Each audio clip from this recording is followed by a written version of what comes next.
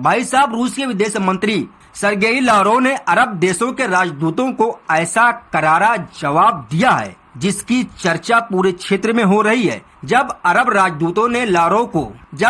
के राजदूतों ने लावरोव यानी रसिया के विदेश मंत्री से कहा कि वो ईरान को रोके, तो लावरोव ने पलटकर उनसे सवाल किया, क्या आपने कभी अमेरिका और इजराइल के कामों की आलोचना की है?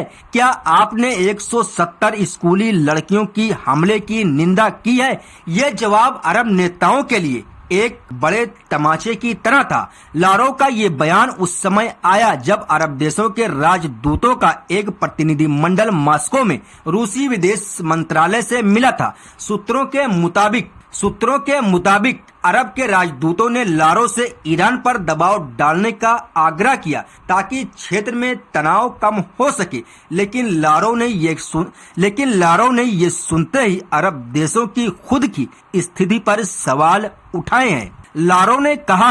लावरोव ने कहा है कि अमेरिका और इजराइल गजा, लेबनान और सीरिया में नरसंहार कर रहे हैं, तब अरब देश चुप क्यों हैं? उन्होंने कहा कि अरब देशों ने न तो कभी अमेरिकी और इजरायली युद्ध अपराधों की निंदा की और न ही फलस्तीनी बच्चों की हत्या पर कोई ठोस कदम उठाया है। उन्होंने विशेष रूप से उस घटना का जिक्र किया जिसमें 170 स्कूली लड़कियों को मार दिया गया था, जिसकी अरब देशों ने खुलकर निंदा नहीं की। लावरोव ने कहा कि आप मुझे ईरान को रोकने के लिए कहते हैं, लेकिन क्या आपने अमेरिका को रोकने की कोशिश की?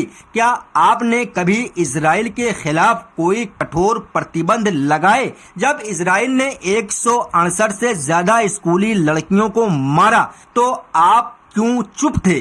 आपकी निंदा केवल ईरान के लिए क्यों है, अमेरिका और इजराइल के लिए क्यों नहीं? लावरोव का ये जवाब सुनकर अरब देशों के चेहरे के रंग उड़ गए। उनमें से किसी के पास इस सवाल का कोई जवाब नहीं था। ये पहली बार नहीं है जब लावरोव ने अरब देशों के दोहरे मापदंडों को उजागर किया। इससे पहले भी वो कई बार अरब नेताओं के सामने यही सवाल उठा चुके हैं। विशेषज्ञों का मानना है कि लावरोव का ये बयान अरब देशों के लिए एक वेक अप कॉल है। अरब देश लंबे समय से अमेरिका और इजराइल नीतियों के सामने चुप रहे हैं, लेकिन ईरान के खिलाफ मुखर होते हैं। लावरोव ने इस दोहरे मापदंड को बड़ी सफाई से उजागर किया। उन्होंने साबित कर दिया कि अरब देशों की तथाकथित नैतिकता सिर्फ ईरान के लिए है, अमेरिका और इजराइल के लिए नहीं।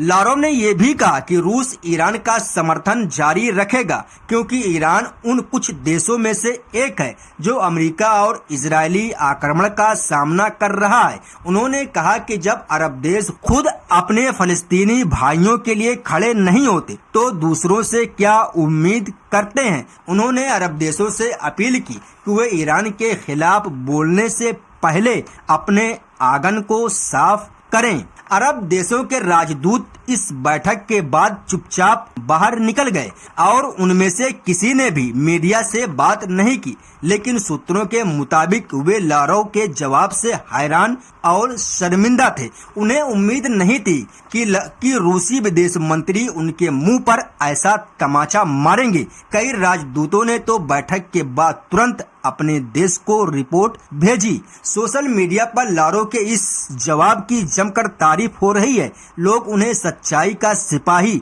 और दोहरे मापदंडों को तोड़ने वाला बता रहे हैं। कई यूजर्स ने लिखा है कि अरब देशों को अपनी शर्मनाक चुप्पी तोड़नी चाहिए और पहले अमेरिका इजराइल के अपराधों की निंदा करनी चाहिए।